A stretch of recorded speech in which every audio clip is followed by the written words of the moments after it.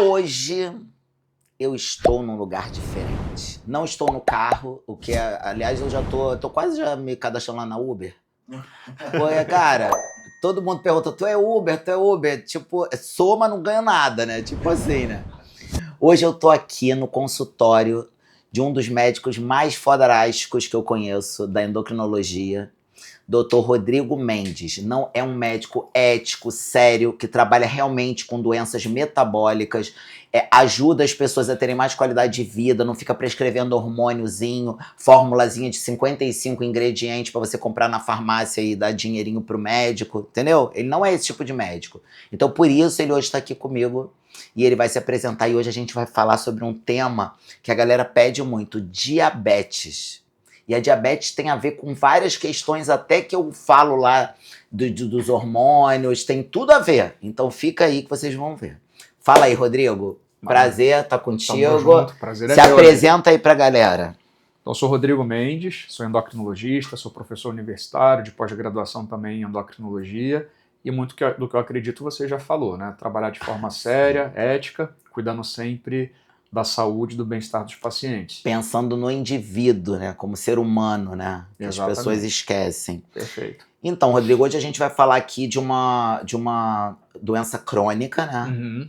Que eu não tenho dados, mas acredito que acometa muitas pessoas, né? Sim. Grande parte, assim, uma parte bem grande da população, que é o diabetes. Eu queria que você explicasse primeiro, porque assim, aqui a galera é leiga, né? Então explica o que é o diabetes.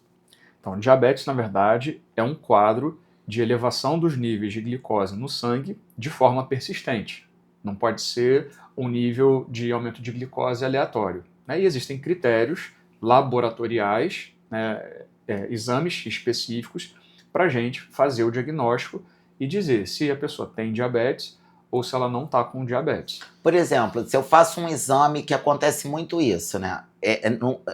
Eu faço um exame e a minha glicemia deu 115.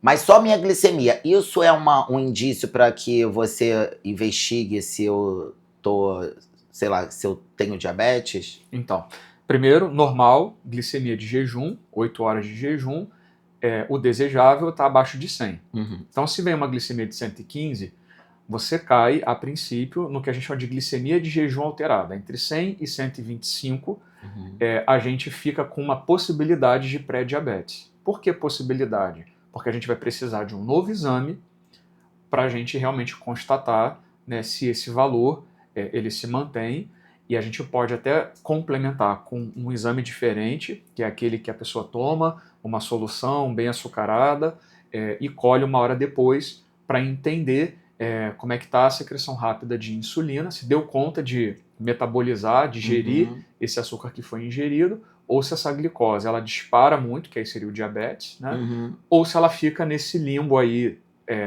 da intolerância à glicose, que confirmaria o pré-diabetes, né? Entre 100 e 125 da glicemia de jejum, e tem valores específicos quando a pessoa faz o TOTG.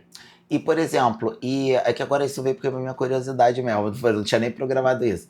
E quando é que você pede aquela curva glicêmica? Exatamente. Então, se você tem uma glicemia de jejum alterada ou uma hemoglobina glicada alterada dentro de um contexto de pré-diabetes, você pede para descartar o diabetes e você vai confirmar, se não for diabetes, você pode confirmar o pré-diabetes com essa dosagem. A curva glicêmica é bem chata, né?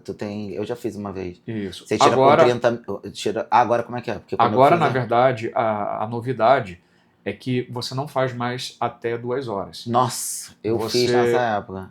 Em tese, pro diabetes, você faz em jejum e 1 hora depois você faz a dosagem. Ai, que beleza! Exatamente. Era 30 minutos, 60 minutos, 90 minutos Isso. e 120 minutos. Pro diabetes, basta você fazer 1 hora depois. Que legal, ó, gente. E aí os valores, isso foi agora 2024. Sério, bem recente. Olha, o canal já vai trazer uma novidade aí fresquinha. Legal. Exatamente. Isso, porque eu fiz numa época e era chato demais, cara. Sim, porque aí fica tendo que fazer coletas seriadas, né? Fiquei lá, e você fica 2 horas ali em repouso esperando.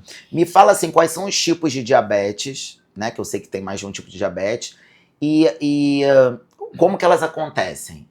Perfeito. Então, classicamente, a gente tem o diabetes tipo 1 e diabetes tipo 2. O tipo 2 é o mais frequente, né? Embora os dois venham crescendo, aumentando os níveis no mundo inteiro, o diabetes tipo 2 é aquele que muitas vezes a gente acaba denominando popularmente do adulto, né? Então, o protótipo, né? A figura que vem na nossa cabeça de quem tem diabetes tipo 2 é aquela pessoa, né, de 50, 60 anos, que está acima do peso, sedentária, né, que tem os hábitos de vida ruins, que tem um aumento da gordura visceral que atrapalha a ação da insulina, então gera resistência insulínica. Então são todos fatores de risco pro diabetes tipo 2, que também tem uma base genética. Então se meu pai, minha mãe, meu irmão tem um histórico de diabetes tipo 2, eu também tenho uma maior chance. Então história familiar também conta para esse tipo de diabetes. Pode ser reversível esse diabetes tipo 2? A palavra certa, na verdade, é remissão, Remissão? não é reversão. Ah, tá. Então, você pode, se por exemplo, essa pessoa, né, um homem de 50 anos, está muito acima do peso, com gordura no fígado, sedentário, se ele começa a fazer um consumo de uma alimentação mais equilibrada, mais saudável, começa a fazer treinar, exercícios. o exercício também sensibilização da insulina, né, seja ele resistido ou aeróbico, você começa a contar uma outra história ali, favorecendo o funcionamento metabólico hormonal dele, e você consegue normalizar os níveis de glicose, dependendo inclusive do tempo de diabetes. Então, quanto menor o tempo, maior a chance de você remitir, que significa controlar a glicose, deixá-la normal, sem medicação. Ela está sendo controlada por outros fatores. Estilo mas de vida. Está sendo legal. Exatamente. Não farmacológicos. Sim. Já o diabetes tipo 1 é o diabetes que comumente acontece mais na criança, no adolescente, que antigamente na classificação antiga era infanto-juvenil. Mas a gente sabe que pode ter um DM1, diabetes tipo 1, no adulto. Né? É mais raro, mas pode acontecer. E qual é o mecanismo? É autoimune, então o corpo, também com uma base genética, na maioria das vezes, promove a produção de autoanticorpos que vão lá nas células beta-pancreáticas, que são as células que são as produtoras de insulina, destroem essas células e a pessoa simplesmente para de produzir insulina, e o tratamento clássico, convencional e absoluto do diabetes tipo 1 é a insulina. Assim, vou falar de uma maneira bem grosseira, assim, né? E ver se faz sentido isso. O diabetes tipo 2, você produz a insulina, mas existe a dificuldade dela entrar dentro da célula.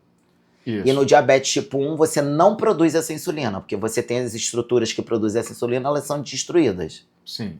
É isso? No convencional, sim, mas só uma observação. O diabetes tipo 2, principalmente depois de 10 anos do início da doença, se não tiver uma mudança da base, que é alimentação e dieta, e um controle da doença, esse pâncreas, que produz parcialmente essa insulina, vai deixar de produzir totalmente. Mas aí vira diabetes tipo 1 ou continua? Não é que não vira, porque não vai ter anticorpo ali para destruir, não é esse o mecanismo. Ah, tá. Você tem uma deficiência da produção total de insulina por, na verdade, esgotamento da célula, mas aí destruição. Entendi. Mas o tratamento vai ser o uso da insulina também. Se parar de Aí, muito legal isso, porque olha só que loucura. A pessoa que é leiga acha que o diabetes tipo 2, depois de muito tempo, vira diabetes tipo 1. Não é isso. Não é isso. Ele fica dependente de insulina, né? É dependente de insulina, mas não. Mas o mecanismo que torna o diabetes tipo 1 é a degradação das estruturas que é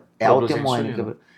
Então, e ele é de origem genética, então? Na grande maioria das vezes você tem alterações genéticas que justificam, né, esse gatilho, né, para a produção de autoanticorpos que fazem a destruição. Caramba, é legal essa informação. E aí, assim, eu acho que convencionalmente, né, os clássicos DM1, DM2, mas tem o diabetes da gestante, que aí seria o diabetes gestacional. Esse é complicado também. Tem o MOD, que aí é um diabetes mais específico ainda, mais raro. Esse eu nunca nem ouvi falar. É o que isso? Na verdade, é um diabetes, vem do inglês, né? É Maturity Onset Young, né? O MOD, né? Maturity Onset Diabetes Young. Então, é um diabetes classicamente juvenil, que tem outras alterações genéticas relacionadas, que vão gerar disfunção da produção de insulina, que não é autoimune, e que geralmente acontece em uma população de pessoas jovens. Só que geneticamente, essas alterações são mais bem demarcadas. Então, quando você vai fazer lá a árvore genealógica e o heredograma, né, para entender quais são os acometidos, geralmente você tem as gerações, né, ascendentes comprometidas, acometidas. Caramba, que interessante. Isso aí eu nem sabia que Aí tem existia, diabetes cara. mitocondrial, que você tem mais em neonatos, que aí são em crianças bem pequenas, que nascem. Eu tenho uma ex-cunhada que ela nasceu diabética e o filho dela ficou diabético, apareceu diabetes aos 14 anos. Tudo de Provavelmente fundo DM1. os dois. DM1. Muito difícil tratar. Acertar o ponto da insulina, porque é alimentação, é exercício, é jejum mais prolongado às vezes, estresse, infecção. Tem tanta coisa muito que difícil. impacta. E assim, como é que é feito o tratamento, assim, né? Isso aí até que a gente está falando, né? Por exemplo, no caso do diabetes tipo 2, o tratamento é mais comportamental também, né?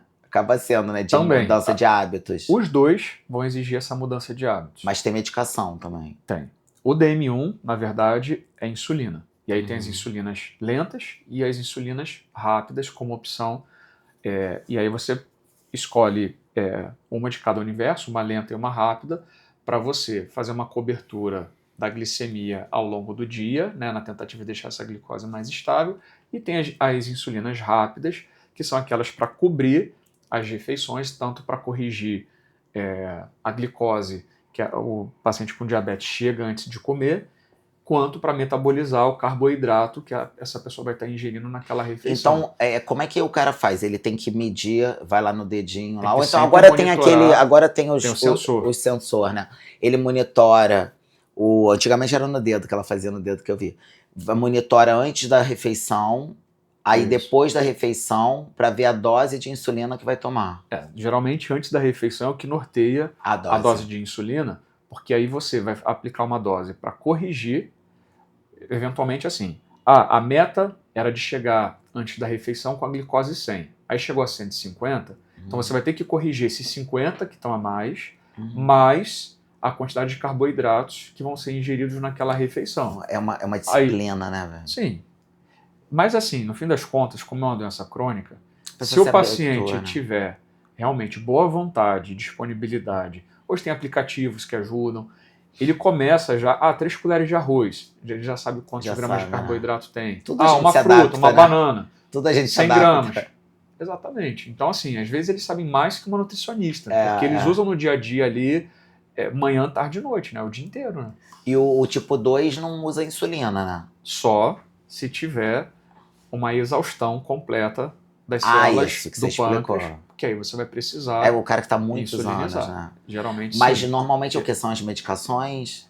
Quando o paciente ele abre um quadro com uma hemoglobina glicada, por exemplo, de 7,2, 7,5, né, tem uma glicemia de jejum que está 140, 150, não é um diabetes descontrolado, a gente, né, segue aquele evolutivo convencional, começa com uma medicação. Tá? Geralmente a primeira medicação até é liberada, é dispensada pelo SUS. Né? Então, e a gente vai reavaliando, junto sempre com mudança do estilo de vida, para combater resistência insulínica, combater a obesidade se estiver presente. A gente vai reavaliando, geralmente 1 a 3 meses, né, para ver se ele, com essas mudanças e com a medicação, ele chegou na meta desejada. Sempre avaliar, né, no DM2 principalmente, de bate-pronto, se tem as complicações relacionadas à doença, que pode ter alteração dos vasos da retina, pode ter alteração da periferia, né? Os vasos periféricos vão nervos periféricos, pode ter neuropatia. Então tudo isso tem que ser monitorado. Lembrar que existem vacinas especiais para quem tem diabetes. Então não é só pediatra e geriatra que tem que cuidar do calendário vacinal de quem tem diabetes, né? Então o endócrino também tem que checar todo o quadro, todo o calendário vacinal do paciente com diabetes, porque, inclusive, quem tem diabetes tem imunidade mais deficiente, mais comprometida. Então, as vacinas elas vêm muito nesse sentido da prevenção. né? Ah, interessante isso. Outra questão aqui, ó. A metformina é uma das medicações que é utilizada? É a primeira Então eu agora vou medicação. trazer uma bomba aqui pra você que não estava combinado, mas eu Ah, sei que você vai ser safo. Existe um uso indiscriminado de metformina no fisiculturismo. tá. É uma loucura. Você não tem noção, assim, do que é. O que isso pode acarretar na vida de uma pessoa que é saudável, que não tem diabetes, ficar fazendo uso indiscriminado de metformina? Tá. Imagino eu que façam, porque de um lado deve fazer uso do hormônio do crescimento, né, que é um hormônio que antagoniza a ação da insulina, gera resistência insulínica, e uma das complicações é a hiperglicemia. E aí faz uso da metformina para combater a hiperglicemia. Nem é Né? por isso. Não? É tão bizarro, isso aí teria todo sentido. Aham. Não é por isso. Usam a metformina, olha que loucura. Alguns coaches acreditam que usando a metformina, quando a pessoa está comendo, ela vai fazer uma refeição livre, vai comer mais carboidrato, usando a metformina vai diminuir a ação desse carboidrato, imbecilidade. E outra, usam a metformina para quando o cara vai fazer o carb up. Uhum. A gente está zerado de carboidrato e aí a gente está prestes a subir no palco 2 dias antes, começa a carbar e aí usa a metformina para encher o músculo mais rápido com o carboidrato. Não é por conta dessa outra coisa, porque a minoria usa GH, Entendi. usa hormônio do crescimento. Tá. Então, assim, aí usam muito indiscriminado. Então, usam tipo como se fosse causar um emagrecimento. Uhum. Qual é o mecanismo básico da metformina? Ela atua em 3 tecidos especificamente, né? Tecido muscular, tecido hepático e tecido adiposo. O que ela faz nesses tecidos? Ela sensibiliza a ação da insulina e aumenta a captação de glicose. Uhum. Mas esse mecanismo ele é bem estabelecido diante de hiperglicemia. E hiperglicemia, né, não é qualquer aumento de glicose, são níveis expressivos. Então, num fisiculturista que não tiver conceitualmente hiperglicemia, você não vai gerar um benefício, né? Não Você tem não vai sentido. potencializar, não tem sentido. Fora que é o risco, que já respondendo a pergunta, de hipoglicemia. Por quê? Você tem um metabolismo, né, com tecido muscular bem desenvolvido. Sim. A pessoa não é sedentária, certamente. Então, Não. ela tem uma sensibilidade boa de insulina. Você vai lá e joga uma medicação que vai potencializar essa sensibilização.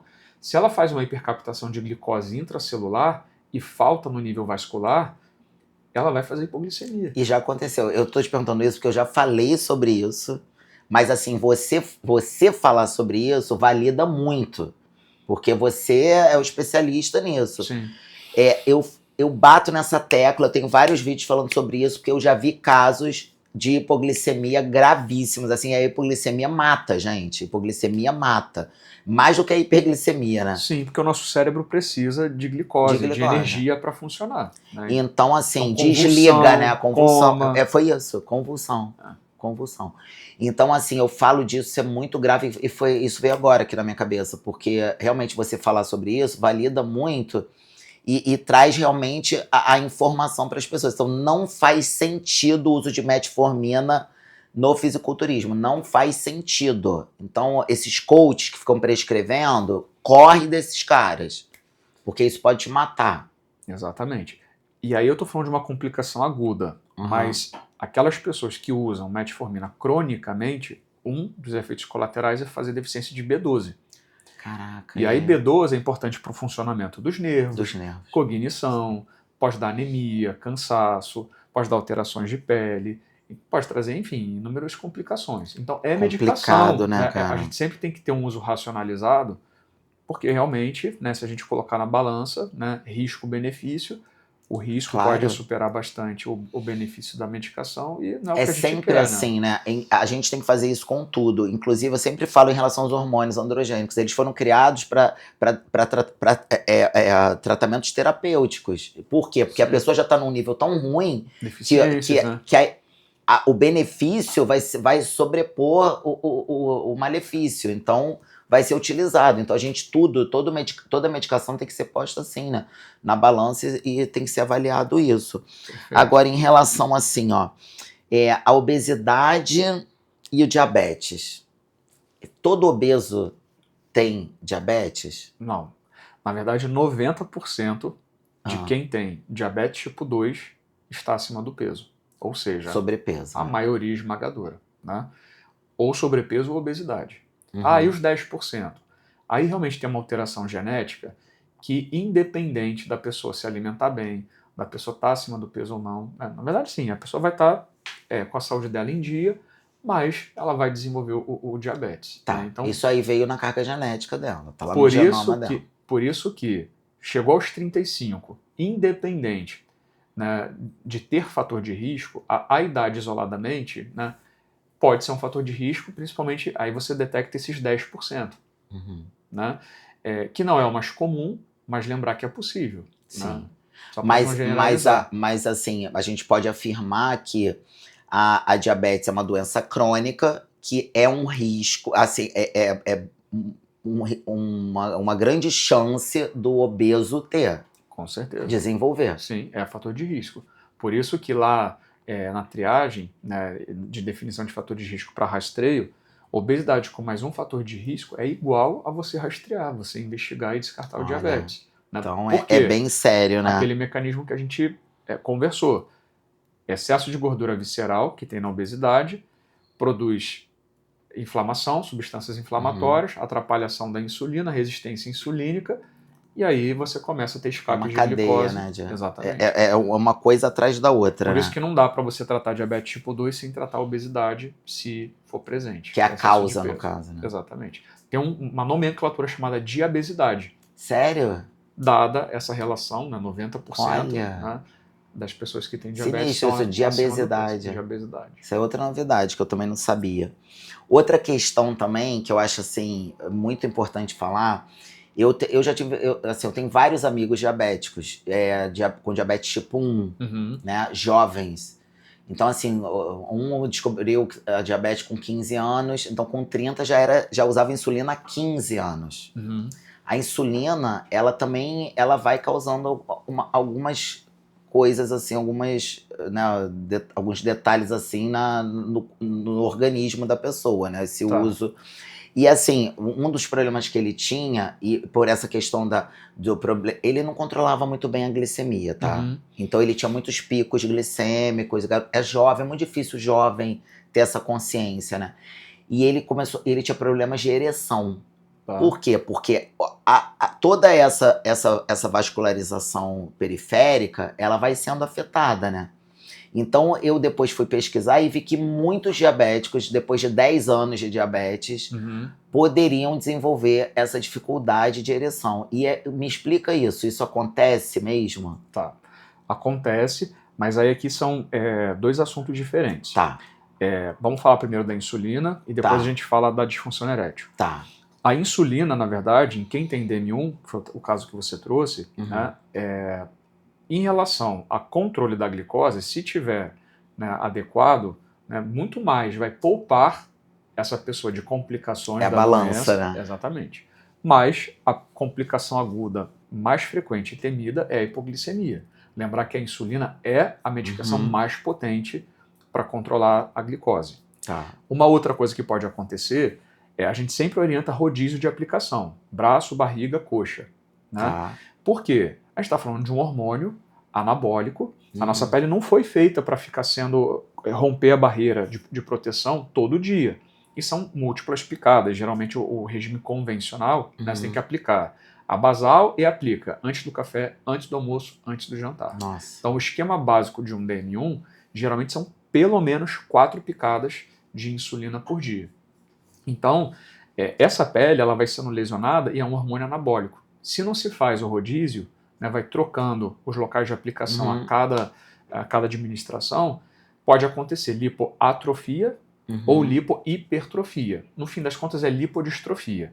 Pode dar a pele pode ficar, se for atrofia, ela vai ficar com um buraco, e se for hipertrofia, né, ela vai ficar com calombo. Exatamente. E é uma coisa que a gente sempre tem que ver na consulta, né, palpar os sítios de aplicação e perguntar, tá fazendo o rodízio direitinho? Porque aí a gente evita. E se tiver lipodistrofia, interfere na velocidade de absorção da insulina. Nossa. Então uma insulina que começaria a ser absorvida em 15, 30 minutos, se tiver uma lipohipertrofia, pode demorar mais tempo para ela ser absorvida e cair a concentração estimada no sangue. Essa entendeu? a insulina rápida, ela é absorvida em quanto tempo? Aí depende do tipo de insulina. Ah, tem vários. Hoje a gente tem uma insulina moderna que em 2 minutos e meio, que é Fast Aspart, o nome dessa insulina, ela já está agindo. E a lenta? A lenta, na verdade, você também tem insulinas mais modernas, que fazem uma cobertura até mais de 24 horas. Ah, legal. Mas aí você tem a NPH, que é dispensada classicamente pelo SUS, que vai ter um início de ação diferente. Então, cada tipo de insulina coisa, né? vai ter um início de ação, faz pico ou não faz pico, e um tempo total de duração. É tipo a meia-vida, né? Exatamente. Igual o hormônio, né? Isso. E aí, esses são efeitos colaterais da insulina, e um que a gente realmente não gosta é o ganho de peso, porque a maioria de quem tem DM2 está acima do peso. Então é um hormônio anabólico, e é claro, né, a gente não vai, se só for a opção, né, ter insulina porque a glicose está muito alta e a pessoa está acima do peso, a gente não vai deixar de fazer insulina, né, a gente vai tentar outras vias, exatamente, outras vias para combater o excesso de peso, e claro, a menor dose de insulina sempre vai ser o melhor dos cenários, porque minimiza não só o ganho de peso, como os outros colaterais. Disfunção erétil. Assim como a gente tem complicações vasculares, retina, rins, nervos, a gente também pode ter alterações vasculares do pênis, a gente também pode ter alterações nervosas, a inervação do pênis. Então, e o que faz? Então, aí depende muito do estágio, né? E aí pode ser desde um tratamento convencional, com medicamento. Né? Até às vezes uma prótese. Né? Porque quando você tem uma lesão vascular ou nervosa que é irreversível, né? Assim, é uma lesão mais grave, a gente não consegue, não vai, na verdade, surtir efeito o tratamento farmacológico. Né? Então, esse menino, ele já começou a entrar no quadro de depressão, né? Porque pensa, com 30 anos. Exatamente. E aí eu falei que você tem que procurar um médico e tal. Ele foi no médico, ele começou um tratamento com medicação. Inclusive, eu sempre falo que a galera fala em ioimbina. A ioimbina foi uma das medicações que foi criada por isso, para isso, né? E era uma combinação, acho que de tadalafil, de pouquinha, uma dose bem baixinha, com a ioimbina com uma dose bem baixinha. Funcionou por um tempo, e agora não. Mas não mais. E assim, eu tô falando isso para que as pessoas, porque deve ter muita gente diabética, né? Muitos homens que estão passando por isso. Então, assim, a vida não acabou. E aí tem também um a mais aí que eu acho que vale a pena ser dito. Quem tem diabetes, e principalmente descontrolado, que tem um contexto de síndrome metabólica, também faz hipogonadismo. Então, pode ser isso também. Se porque no caso da pessoa que você está trazendo é DM1. DM1. Eu não sei se ele tem síndrome metabólica. Né? Acho que não, que ele treina. Mas é muito frequente a gente ver diabetes descontrolado tipo 2 dentro do contexto de síndrome metabólica fazendo hipogonadismo também. Então quando você ajeita a taxa glicêmica e você melhora a gordura visceral, você melhora os níveis de testo, você pode melhorar a parte de função sexual, né? De libido, então, de ereção. cara, isso é muito importante. Diabéticos que têm problema de ereção, pode não ser só a questão de vascularização periférica e nervos. Pode ser questão hormonal, de inibição de eixo hormonal, porque a diabetes vai provocar isso. Então, vocês precisam procurar um endocrinologista sério, né? Provavelmente você já tem, porque se você é diabético, você faz um tratamento acompanhado com endócrino e verificar essa situação, verificar como é que está o teu eixo hormonal dos hormônios androgênicos, né? E ver as possibilidades. E que, em último caso, se tiver tudo uma merda, tem a questão que pode ser utilizada uma prótese peniana. Sim. Então, não se desesperem, porque eu sei que tem muita gente que entra em depressão e fica muito mal, assim, com isso. Por isso eu quis trazer esse assunto. E muitas vezes precisa de um suporte psicoterápico também. Também. Não é só o médico. Né? Cara, essas doenças crônicas, elas precisam de equipe multifatorial, né? Multidisciplinar. Todas, multidisciplinar, né? Multidisciplinar, falei o nome errado. Porque precisa realmente, porque não só diabetes, várias doenças crônicas, né? Que realmente são... as questões psicológicas aí, elas vêm, né? de alguma até forma. porque, assim, estresse tá muito Não, relacionado já a essa... vai piorar tudo, né? Né? Então, tem aquele mito, né? Existe diabetes emocional? Falam isso direto. Então, a gente, na classificação não tem, Aham, mas é verdade que o estresse, ele libera hormônios como cortisol, adrenalina, aham. que atrapalham a ação da insulina. Então, de Então, fato, né, então me existe, né? aborreci muito. Não é que tem o diabetes emocional, mas a minha glicose aumentou em pessoas com diabetes, porque eu me estressei, me aborreci Faz naquele dia. sentido. Faz, total. Legal isso, faz sentido. E assim, agora uma outra questão aqui.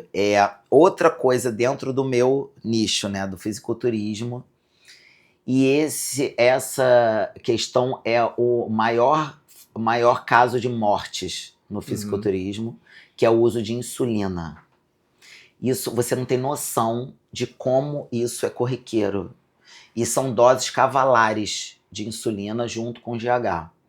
Né? Isso eu estou falando dos atletas profissionais, que pesam 130 quilos, porque assim, os caras não conseguem, não tem como, só com alimentação, o cara ter 130 quilos com 3% de gordura. Então fazem uso assim, sabe, indiscriminado assim, de insulina. O que além da hipoglicemia, e que é por isso que eles morrem, porque os caras erram muito nessa questão de manipular a insulina rápida e lenta. Sabe? Do nível de estar assim, eu tô aqui, o cara tá comendo ali, isso acontece, tá? Isso já aconteceu. E aplica a insulina, tem que comer imediatamente, e ele falando, a gente quer entrar no elevador, não pode entrar no elevador, tem que comer antes, sentar assim e comer, porque se o elevador enguiça, morre. Entendi. O cara começa a ter a vida assim. Então é uma coisa louca, né? Louca. E é muito comum. E assim, o que implica para a vida da pessoa ela fazer o uso de insulina sem ela ter necessidade dessa insulina? O que isso vai acontecer? O que vai acontecer a médio e longo prazo? Tá. A insulina tem essa história da hipoglicemia, que é o que preocupa mais, de fato. Sim. Tem a história dela ser adipogênica, né? Então, ou seja, ela estimula a síntese de tecido adiposo gorduroso, né? Então, dependendo da dose, isso pode ser uma questão para um fisiculturista, né? Lembrar que a insulina, ela também... Então ela vai aumentar esse tecido adiposo? Sim. Só que eu acho que os caras usam em off justamente para aumentar muito o peso. Ela é adipogênica. Certamente. Ganho médio de peso num paciente com diabetes como efeito colateral, é claro que é dose dependente, mas a média, 2 quilos. Né? A gente está falando de gordura. Pô, então o cara vai aumentar tecido gorduroso. Eu não sei se o objetivo é só o ganho de peso, mas não é muscular, isoladamente com certeza. E tem, provavelmente, essa meta aí de não deixar hiperglicemia, né, por conta do uso do GH. Sim, porque é muito GH. Sim. É 20 UI dia, 30 UI dia. É muita coisa. É um absurdo. E tem a história da lipodistrofia, né, que pode acontecer. Lembrar que a insulina é natriurética, então ela estimula a secreção de sódio. Então, você pode ter alguma alteração do metabolismo do sódio, né, isso interfere. Né, porque o sódio, na verdade, é o íon que auxilia, mantém a nossa volemia, ele tem um potencial osmótico, né, junto com as proteínas plasmáticas. Então, e que é super importante, inclusive, para funcionamento muscular, bomba de prótons, e membrana coração celular. também, né? Exatamente. Então, assim... Bomba de sódio e potássio. Como é um universo que não é estudado e é mais no empirismo, né, experimentalmente, né, eu não tenho muita experiência, mas eu estou pensando do ponto de vista do hormônio, né, o que poderia estar... Eles usam dizendo que é o hormônio mais anabólico. Ele é bem anabólico mesmo. E aí o cara tá na fase de booking, então o cara vai... come uma quantidade, sei lá, 10 mil calorias dia. É uma coisa surreal, assim, de bater comida, liquidificador e beber. É uma coisa muito ignorante, assim. Usa hormônio androgênico pra cacete e aí usa insulina nível hard, assim, pra essa questão de ganhar peso. Então, os caras chegam a 160 quilos, sabe? Que não chegariam. Eu acho que deve ser o bem bolado da proposta. GH, androgênio, síntese proteica, ação lipolítica. A insulina, ela também vai cumprir um papel anabólico, mas ela está muito mais relacionada à síntese de gordura, uma ação mais lipogênica do que síntese proteica. Olha que loucura. Isso é uma informação que eu acho que vai deixar muita gente com o cabelo em pé. Sinistro isso. E tem um caso, assim, bem próximo de mim, assim, lá na academia, uma menina que começou a competir, fazia bike, essas coisas assim, Uhum. e aí ela começou a competir no fisiculturismo numa categoria biquíni, que é uma categoria magrinha. Uhum. Tipo assim, não é como eu, não tem grande muscularidade, nada disso. E nessa loucura de ela ia passar de categoria, ia subir para wellness, que é uma categoria mais que tem, nem tem muito músculo, mas é maior do que a biquíni. O coach prescreveu insulina e ela é veterinária, tá? Uhum. E o marido dela trabalhando embarcado, embarcou, falava com ela todo dia de tarde e ela sempre atendia e tal, e não estava conseguindo falar com ela. Quando ele chegou na plataforma, pediu pro porteiro arrombar a porta, porque viu que já tinha dado merda, e tava lá caneta de insulina. Ou seja, Ou fez seja, hipoglicemia. fez hipoglicemia, cara, e morreu. 33 anos. Nossa. Cara, é muito conhecida da gente, assim, sabe, lá na academia. Então, assim, é isso, cara. É sobre isso. As pessoas estão se matando. Sim. A vida já é um sopro quando você cuida. E quando você faz Então, mais atrocidades assim. e isso é uma ignorância, cara, porque as pessoas estão querendo. Essa questão do fisiculturismo, por exemplo, virou glamuroso, né? Por causa da internet, por causa de todas essas coisas que começaram a aparecer, né? O mundo maromba. E aí as pessoas querem a qualquer custo, a qualquer preço.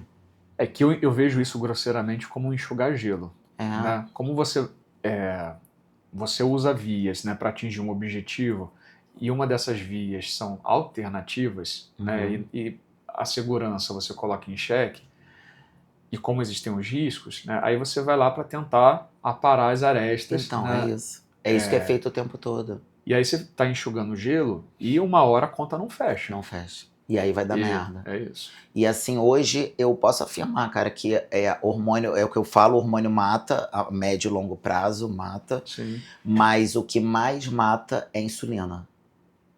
É porque, na verdade, você tem uma ação mais rápida, ativa, a complicação é aguda. E a maioria morre dormindo. Sim. E aí você, às vezes, pode fazer uma hipoglicemia, né? Essa hipoglicemia, se ela for recorrente, inclusive aumenta risco cardiovascular. Sim. Né? O coração também precisa dessa energia. Né? Esse coração pode estar em sofrimento. Então, é complicadíssimo. Claro que é um contexto mais frequente em quem tem diabetes, mas isso é um ponto de atenção também. Agora sim, pra gente finalizar, cara, esse assunto foi bom, hein? Porque esse pegou muito do esporte. Do universo. Né? Do universo. Foi bom demais. Me fala, assim, suplementos que podem auxiliar o diabético, né? A ter uma melhor qualidade de vida, enfim. Vamos lá. Suplemento individualização, mas em condições gerais, whey protein. Eu até tenho preferência pelo isolado, embora a diferença em relação à quantidade de carbo não seja tão grande, mas se a gente já tem uma doença que tem desglicemia, você tem que ficar contando carboidrato, principalmente quem faz insulina, né? Qualquer gramagem de carboidrato a menos, a gente agradece. Né? Então, se for whey protein, o isolado é o mais recomendado. Né? Mas por quê? Tanto pela história da composição corporal, de preservação de massa magra, né? Evitar a história da própria sarcopenia, né? Se for um paciente com diabetes, né, na terceira idade, a gente também tem que preservar esse tecido muscular até por uma questão de sensibilidade de ação da insulina. Tem estudos mostrando uma relação do whey protein com a liberação de GLP-1, né, que é um hormônio que faz uma cobertura da glicose, principalmente pós-prandial, depois que a gente come, né, se alimenta. Então, tem esse potencial benefício. O fato é que, grosseiramente, tem estudos mostrando que o whey, no grupo que toma, né, traz benefícios, pode auxiliar em relação ao grupo que não toma whey. Legal. Tá? Além disso, tem a história da saciedade. Nesse grupo de DM2 que está acima do peso, se a gente puder fazer com certeza. alguma proposta de refeição, aí não seria só o whey, porque o whey isoladamente é um suplemento. Sim. Mas se a gente faz uma receita, uma vitamina. A É, gente vai pode, aumentar em o termos de aporte macros, proteico, né? exatamente. Desse... E ajuda na saciedade, a pessoa ingere menos calorias, ajuda também no processo de emagrecimento, se perde gordura visceral, também auxilia no controle do diabetes. É um Tá conjunto tudo de conectado, coisas, tudo conectado. né? Então é para mostrar que assim, não é só medicamento. Os suplementos podem cumprir um papel estratégico em fazer o tratamento ficar mais funcional. Eu acho que é bem essa a ideia. O que mais? Que a creatina, né, então traz essa proposta também de melhorar a performance muscular, né, então força, exercícios de explosão, né, não vai deixar ninguém hipertrofiado, mas funcionalmente vai trazer essa proposta e auxiliar sim numa composição corporal, pelo menos preservação. Uhum. Um dado que eu acho que é legal, que quem precisa emagrecer, em média, o que a gente tolera de perda de massa magra prevista é em torno de 10, 20% a média, não mais que 30%. Então, e aí o whey ele entra muito nessa proposta, essa manutenção do whey, né? E a creatina também, porque se você melhora a performance de um exercício resistido, por exemplo, você consegue gerar pelo menos uma preservação, até um pouco de ganho de massa magra. Se preservar já está ótimo, né? Exatamente. Eu falo sempre isso. A B12, só fazendo um link com a metformina, né? Então a gente sempre monitora, dosa e não raro, principalmente paciente idoso, faz absorção de B12, então a gente precisa fazer uma suplementação para evitar as complicações. Então pode dar até demência, por exemplo. Meu Deus. Né? Então anemia, neuropatia, alteração dos nervos periféricos, dormência, né? Alterações de cabelo, pele, enfim. Então a gente sempre tem um cuidado de monitorar a B12 quando indicado também fazer. Lembrar que não é só obesidade e deficiência de vitamina D, a gente também tem vários estudos mostrando diabetes e deficiência de vitamina D. Hoje em dia a vitamina D está geral precisando, você vê. Então a gente precisa ter esse olhar mais cuidadoso e fazer quando necessário. O ômega também dentro de uma proposta, lembrando que diabetes é uma doença metabólica, está muito relacionada a dislipidemia, hipertrigliceridemia, então as coisas vão se conversando, né? Então o ômega muitas vezes traz essa proposta de combater hipertrigliceridemia, ajuda também na parte de esteatose hepática pelo excesso de triglicerídeos, combatendo a produção de radicais livres, estresse oxidativo. Ainda é isso, né? Ainda tem a questão combatendo a inflamação, inflamação geral. Como um todo, também é uma doença inflamatória, né? Mais algum? B12, vitamina D3... tem os suplementos, na verdade, assim, que isso não é muito bem estabelecido do ponto de vista científico, mas eu, na minha prática, acabo utilizando. Que são suplementos à base de fibras, o Psyllium é um. Né? O Psyllium vai emagrecer? Não, não vai emagrecer. Ele pode ajudar pela questão de fibra, né, numa maior saciedade, e a pessoa vai ingerir melhor funcionamento intestinal. Perfeito. E também tem a história que quanto maior o aporte de fibras, você tem a proposta de lentificar a absorção do carboidrato. Se você não quer ficar fazendo picos de glicemia para evitar exatamente, se o paciente estiver produzindo insulina, né, você vai estar exigindo mais do pâncreas dele. Então se você pode absorver mais lentamente, é sempre bom, né, tentar associar, se possível, alguns suplementos à base de fibras. E o Psyllium acaba sendo um deles. Eu sempre falo isso, às vezes não tem estudo, porque hoje em dia tem estudo para provar tudo que você possa imaginar, né? Os estudos péssimos, metodologia horrível. Sim. Só que a pessoa quer levantar a bandeira porque tem o estudo e nem lê o estudo. Mas qual é o estudo? Qual é a metodologia? Qual é a metodologia? Como é que foi feito? Nem lê, o cara vai lá e lê só a conclusão, né? E às vezes tem também conflito de interesse. Nossa, eu fui ver agora uns estudos da Sindura, que o pessoal tá pedindo para eu fazer o vídeo. Todos os estudos foram feitos por quem faz a Sindura. E aí, cara, conflito de interesse ferrado. Então, você não tem viés. como confiar. É um viés, você não tem como confiar.